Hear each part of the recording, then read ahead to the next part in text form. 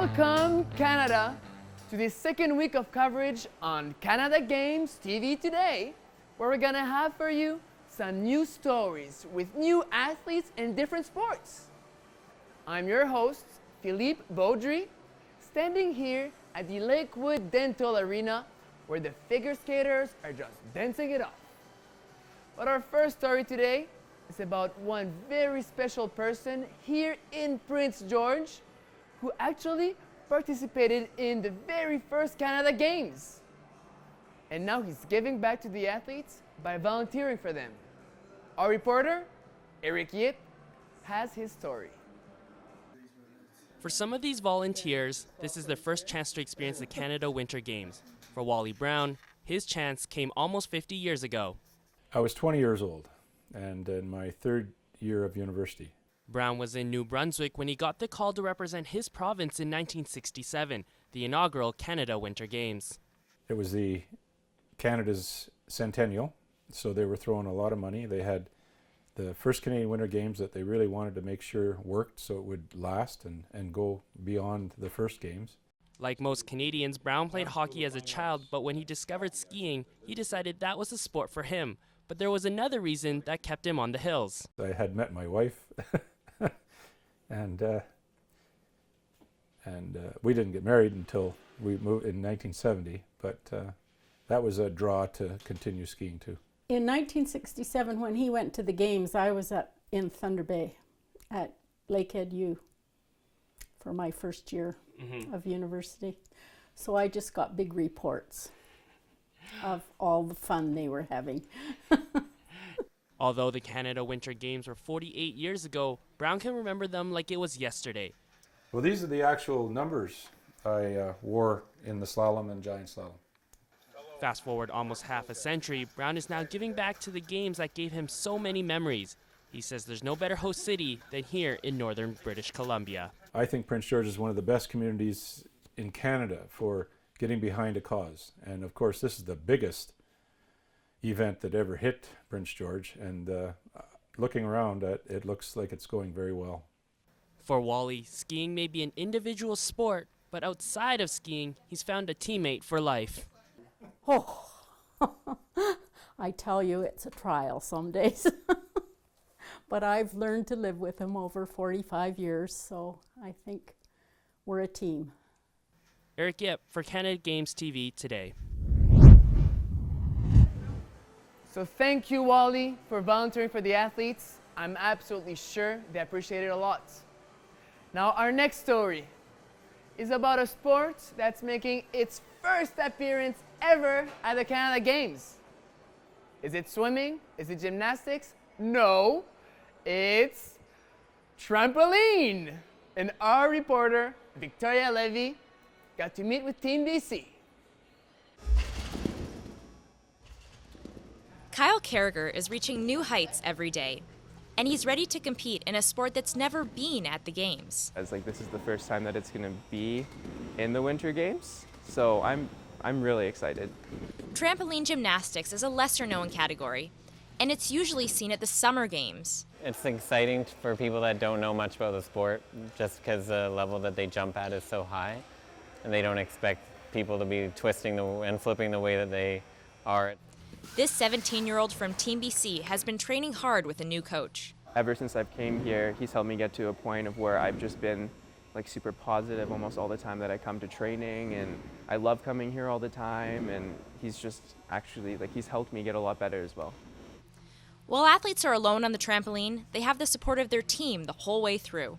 They're pretty committed. I mean, it doesn't get much more committed than what they do. They train 5 days a week and they have personal trainers. Carriger is at the gym day in, day out, but that's not all he does to prepare. So before competitions, I get a little bit, sometimes I can get really nervous.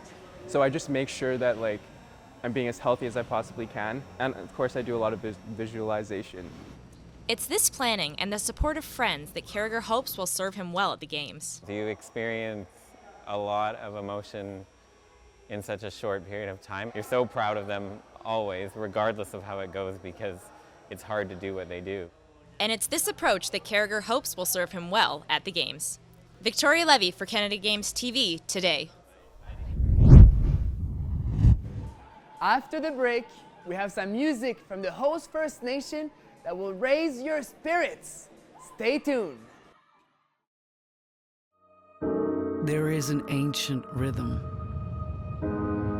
that flows through all things, through rocky spires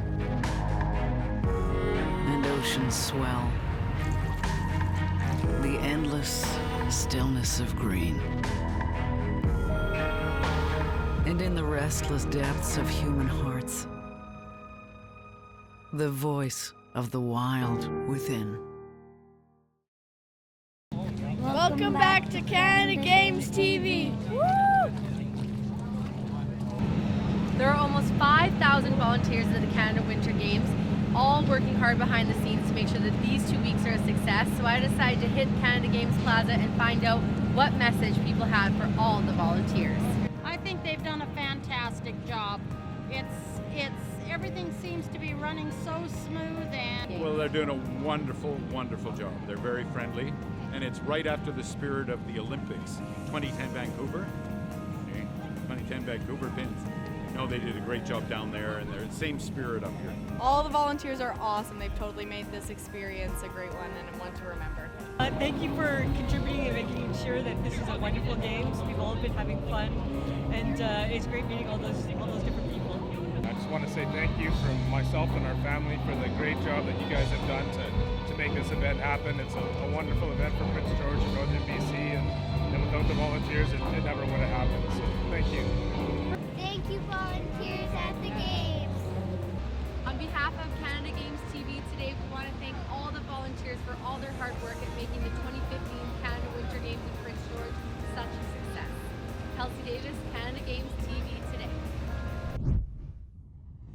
Second week of competition at the Canada Games is starting, and hundreds of athletes arrived over the weekend. Chantal Koskitsa got to speak with some of the welcoming volunteers.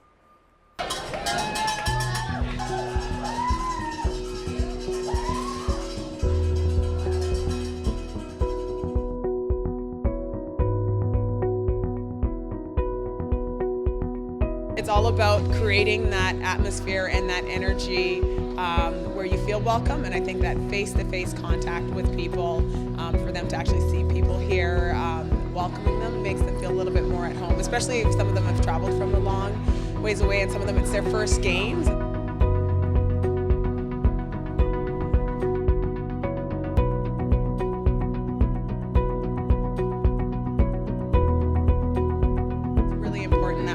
Actually present ourselves in a way that makes them feel welcome, because they're welcome.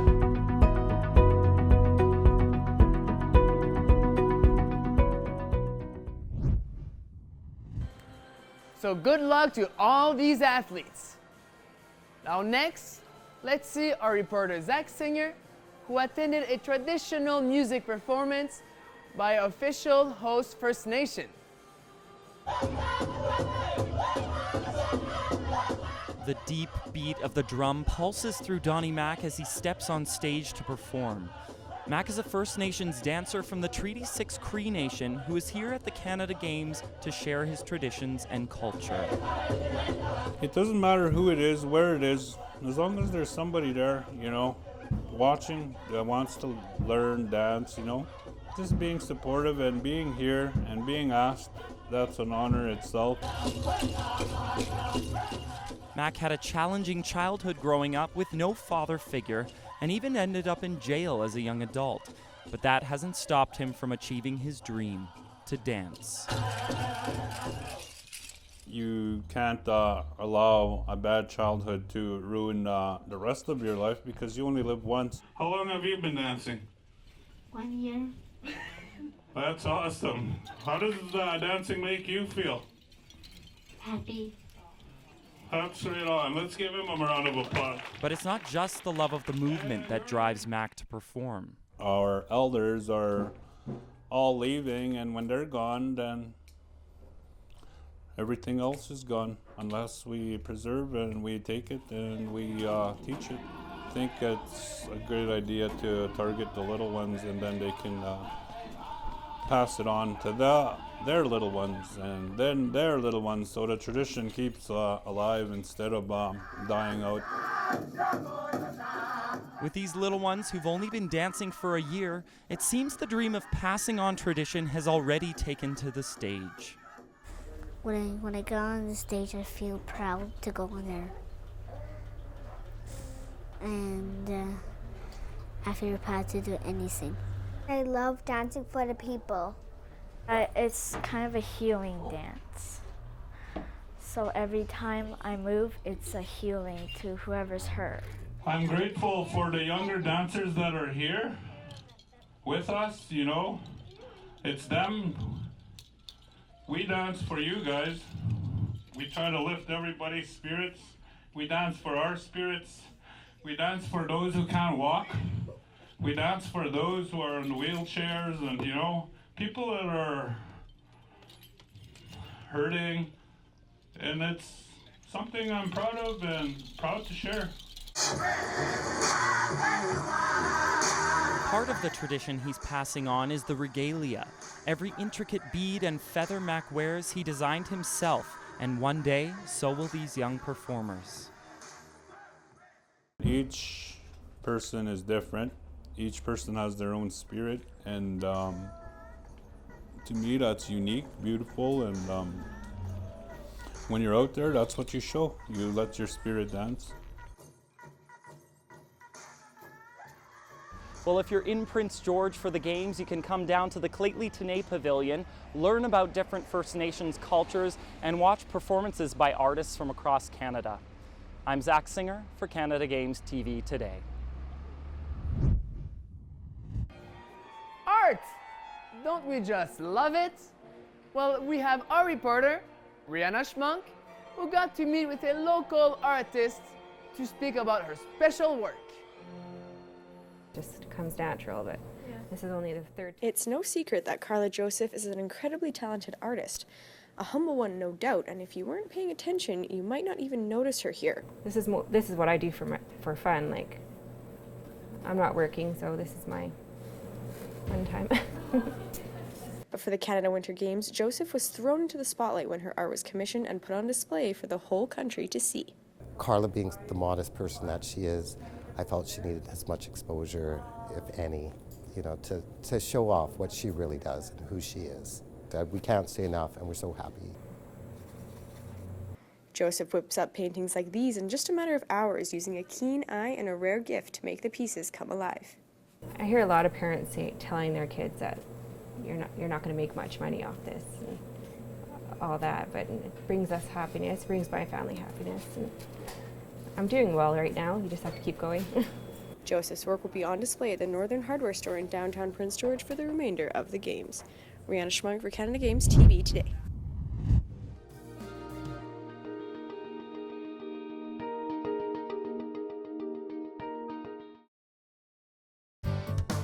Standby graphics, ready camera one. If you want to experience the fast-paced world of news, today on BCIT Magazine, striking, make magic on a movie set, frame, and action, or bring your creative ideas to life, BCIT's hands-on training will get you started. BCIT Television and Video Production. Your possibilities start here.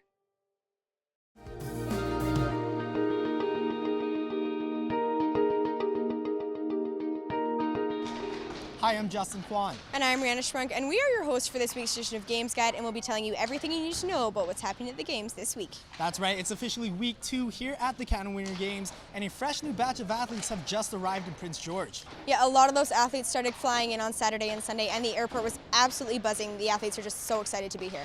And the city of PG lit up the night sky with a spectacular fireworks show on Saturday night to give the athletes a nice warm welcome.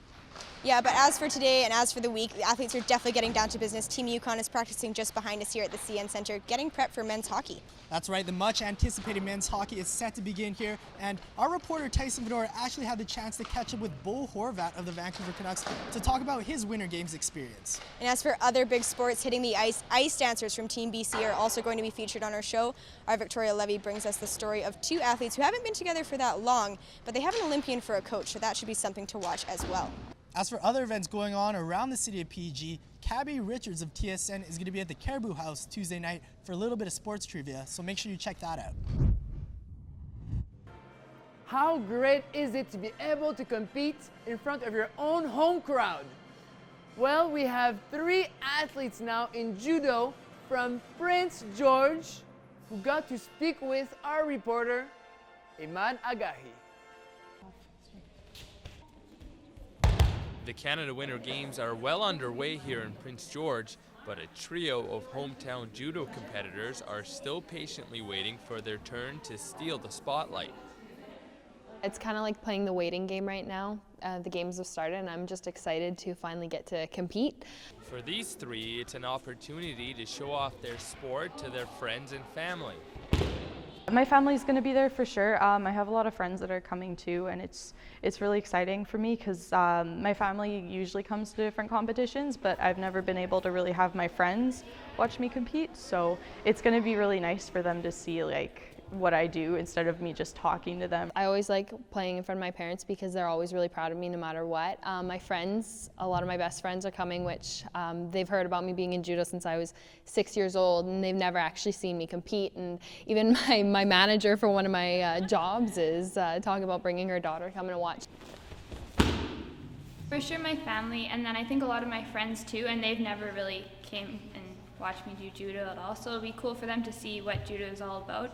Because they don't really know. I've kind of had to, it's also kind of hard to describe. And while judo might not be one of the more higher profile sports in the games, it means everything to these 3 teammates. It requires a lot of fitness, so for me it's a great way of getting fitness, but it's also skill. And it helps me, because when I first started judo I wasn't very athletic at all really, and so it really helped me become a better athlete. Well, it means a lot to me, obviously. I've done it for a really long time, and it's taught me a lot of respect, not just for people that teach it, like my senseis, but also for my opponents. You know, I've earned a lot of respect for them because I know what they go through to compete, you know, the training that you have to do and the nerves that you have to battle to get ready to compete. That's kind of why I love it. Competing for Team BC is a special opportunity, and whether or not they finish the games with a medal, the most important thing to them will be leaving it all out on the mat. The same mat they have grown up training on together, right here in Prince George. The people on our team, you know, we have a really good team, we work well together, and I know we'll support each other throughout the games, and it's going to be an amazing experience. So I'm really looking forward to that. So it's been awesome to have that support, and even at the games, because you spend a whole week with these people, so it's nice to know that you know these people and they're really nice. Oh, I think I'm gonna lose my voice cheering for them, and vice versa. Yeah, it gets pretty exciting. Like when I watch, I get nervous for them, and I'm sure that's the same for them because you want them to do well as they can, and so yeah, I'll be cheering pretty loud.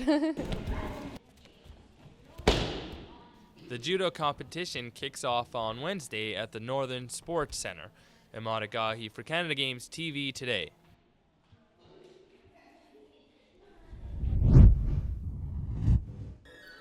What is it?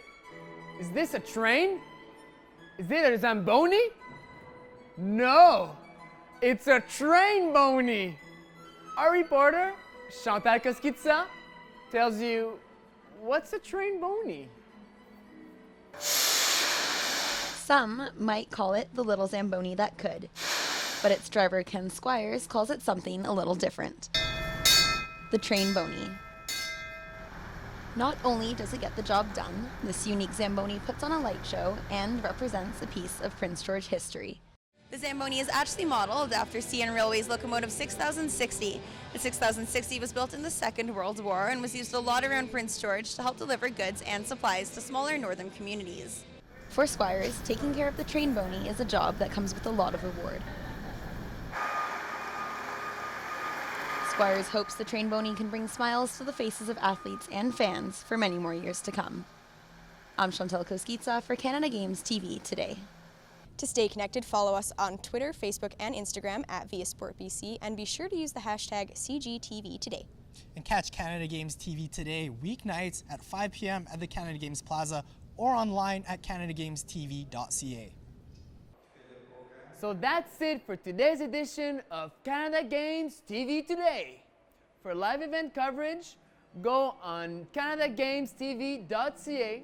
I'm Philippe Baudry, your host, and thank you for stopping by. See you tomorrow.